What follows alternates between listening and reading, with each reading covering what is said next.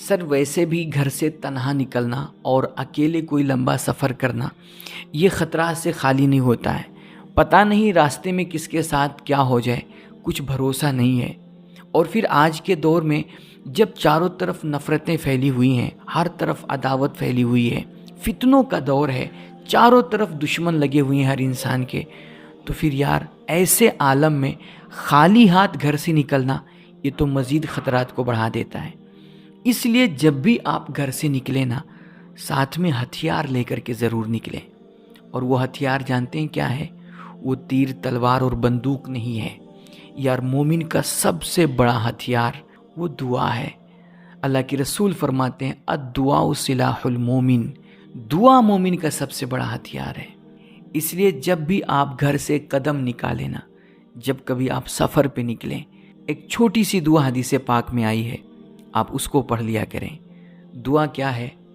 دعا یہ ہے بسم اللہ توکلت علی اللہ لا حول ولا قوت الا باللہ۔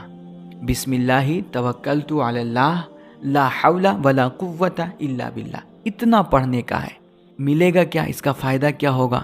اللہ کے رسول فرماتے ہیں کہ جو شخص یہ دعا پڑھ کر کے گھر سے نکلتا ہے، اس کے لیے اللہ فرماتا ہے قد ہدیتا و کفیتا و اقیتا، کہ میرے بندے تجھے مبارک ہو، تجھے ہدایت مل گئی، تیرے لیے اللہ کافی ہو گیا، اور اس نے تمہیں تمام طرح کے شر سے محفوظ کر دیا ہے، ہر تکلیف پریشانی اور مصیبت سے اس نے تجھے نجات دے دی ہے۔ اور پھر اس کے پیچھے جو ایک شیطان لگا رہتا ہے، اس کو غم اور مصیبت میں مبتلا کرنے کے لیے، پریشان کرنے کے لیے، یا اس کو بہکانے کے لیے، ہے نا، گمراہ کرنے کے لیے جو پیچھے شیطان لگا رہتا ہے نا، اس سے ایک دوسرا شیطان آ کر کے کہتا ہے کہ تو یہاں کیا کر رہا ہے، اس کے پیچھے کیوں لگا ہوا ہے؟ وہ کہتا ہے میں اس کو گمراہ کروں گا، اس کو بہکاؤں گا، بھٹکاؤں گا، پریشان کروں گا۔